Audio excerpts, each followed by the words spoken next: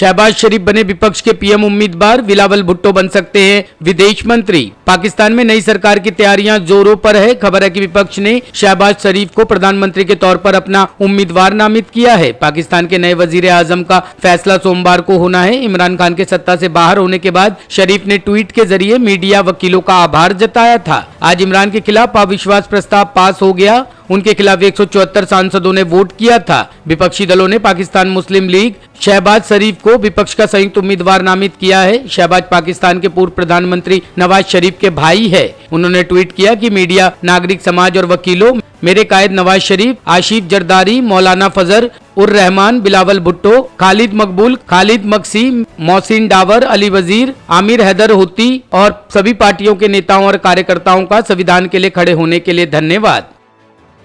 मनीष सिसोदिया का बीजेपी पर निशाना। का दिल्ली और पंजाब में प्राइवेट स्कूलों में फीस बढ़ाने की मनमानी पर रोक, यूपी में लूट की खुली छूट। दिल्ली के डिप्टी सीएम और शिक्षा मंत्री मनीष सिसोदिया एक बार फिर बीजेपी शासित राज्यों की शिक्षा व्यवस्था पर हमलावर हुए। आज मनीष सिसोदिया ने एक प्रेस कॉन्फ्रेंस पर कहा कि यूपी की सरकार ने 10 दिन के भीतर ही आदेश पारित किया है कि निजी स्कूलों को फीस के जरिए लूटने की खुली छूट है।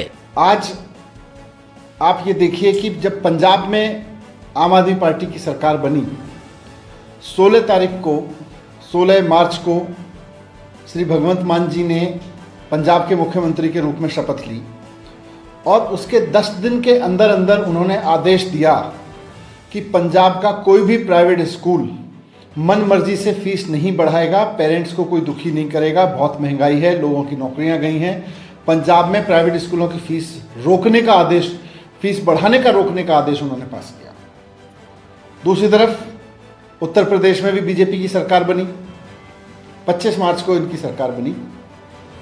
10 दिन के अंदर अंदर बीजेपी की सरकार ने क्या किया? बीजेपी की सरकार ने आदेश पारित किया कि प्राइवेट स्कूलों को फीस बढ़ाने की, पेरेंट्स को लूटने की अब खुली छूट है। एक तरफ आम आदमी पार्टी की सरकार बनती है उसी चुनाव में और पंजाब में आदेश पारित करती है कि प्राइवेट स्कूलों को मनमानी से फीस नहीं बढ़ाने दी जाएगी, और दूसरी तरफ भारतीय जनता पार्टी की उत्तर प्रदेश में सरकार बनती है और वो कहती है कि अब तो चुनाव हो गए, अब प्राइवेट स्कूलों को खुली छूट है फीस बढ़ाने की। सरकारी स्कूल भारतीय जनता पार्टी से ठीक हो नहीं रहे। पूरी तरह से सरकारी स्कूल इन्होंने बर्बाद कर दिए, बंद कर दिए, बेच दिए और प्राइवेट स्कूलों को खुली छूट दे रहे हैं कि फीस बढ़ाओ। फिर आम आदमी जाएगा कहाँ? इतनी महंगाई हो रही है, लोगों की नौकरियां गई हैं, आम आदमी कहां जाएगा? इधर केजरीवाल मॉडल ऑफ गवर्नेंस पे काम करते हुए भगवंत मान जी जो पंजाब के मुख्यमंत्री हैं, उन्होंने सरकार बनते ही प्राइवेट स्कूलों की फीस बढ़ने से रोका कि मनमर्जी से नहीं बढ़ाओगे, और उधर उन्होंने प्राइवेट स्कूलों को खुली छूट दी। जिस तरह से दिल्ली में पिछले 7 साल में प्राइवेट स्कूलों की फीस को मनमाने तरीके से बढ़ाने से रोका गया, इसके पहले दिल्ली में भी हर साल मनमर्जी से कोई भी प्राइवेट स्कूल कितनी फीस बढ़ा देता था। कोई 10%, 15%, 30% तक फीस बढ़ा देते थे। कुछ लोग तो दोगुनी डेढ़गुनी फीस कर देते थे। केजरीवाल जी ने 7 साल से बंद किया उस खुली छूट को, और उत्तर प्रदेश में भारतीय जनता पार्टी दोबारा सरकार में आते ही खुली छूट दोबारा से दे रही है। ये आम आदमी के साथ धोखा है। महंगाई बढ़ रही है, मैं फिर से कहता हूँ, महंगाई बढ़ रही है, बहुत बुरी तरह से बढ़ रही है। लोगों की नौकरियाँ गई हैं, लोगों का कोविड के बाद रोजगार अभी लौटा नहीं है। वो अपने बच्चों को पढ़ाएंगे, या तो सरकारी स्कूल इतने अच्छे कर दो कि उसके बाद लोग अपने बच्चों को चाहे तो सरकारी स्कूल में पढ़ाएं या प्राइवेट स्कूल में पढ़ाएं, बराबर की क्वालिटी की एजुकेशन मिले, फिर कोई झंझट नहीं है। लेकिन आप सरकारी स्कूलों को बर्बाद करोगे और प्राइवेट स्कूलों को फीस बढ़ाने का, इतना मनमर्जी से फीस बढ़ाने का मौका दोगे, तो इसका मतलब आप देश को अनपढ़ रखना चाहते हो। यही है भारतीय जनता पार्टी का गवर्नेंस मॉडल। तो मैं यही कहना चाहता हूं कि पेरेंट्स का ध्यान रखें, हितों का ध्यान रखें। इस तरह से मनमर्जी और साठगांठ पे लोगों को लुटने के लिए मजबूर ना करें उत्तर प्रदेश में।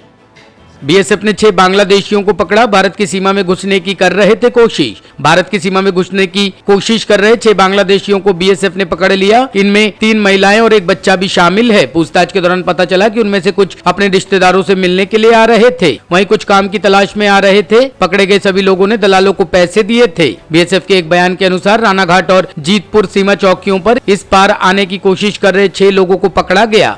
उन्हें बाद में 24 परगना जिले के 2 सीमा चौकियों पर बॉर्डर गार्ड बांग्लादेश के हवाले कर दिया गया। पूछताछ के दौरान पता चला कि उनमें से कुछ अपने रिश्तेदारों से मिलने भारत आ रहे थे, जबकि कुछ काम की तलाश में आ रहे थे। इन सभी ने दलालों को पैसे दिए थे। गढ़वा में दर्दनाक हादसा, घर में आग लगने से 3 बच्चे जिंदा जले, 2 की मौत, 1 की हालत गंभीर। झारखंड के गढ़वा जिले के बड़गढ़ ओपी क्षेत्र में दर्दनाक हादसा प्रकाश में आया है। कोरवाटोला के घर में आग लगने से 3 बच्चे बुरी तरह से झुलस गए, 2 बच्चों की मौत हो गई जबकि 1 बच्चे की हालत गंभीर बनी हुई है। उसकी बंडरिया स्वास्थ्य केंद्र में इलाज चल रहा है। महुआ चुनने के लिए लोगों ने जंगल में आग लगा दी थी। धीरे धीरे ये आग एक घर तक आ पहुंची। घर में खेल रहे 3 बच्चे इस आग में जिंदा जल गए। मृतकों में राजनाथ कोरवा के पुत्र 4 वर्षीय चंद्रेश कुमार और 3 वर्षीय पुत्री रूबिता कुमारी शामिल है। ये अरंगी पंचायत में है। अरंगी पंचायत में। अच्छा, आपका मुखिया जी आए थे? हाँ, मुखिया जी आए थे। क्या बोले? मुखिया जी बोले कि इसके ऊपर कार्रवाई किया जाएगा। अच्छा। हाँ, प्रभारी के और सीओ साहब के, बीडीओ साहब के मैंने बुलाए हैं। अच्छा जी, मतलब बोले कि मुआवजा मिलेगा ना? हाँ।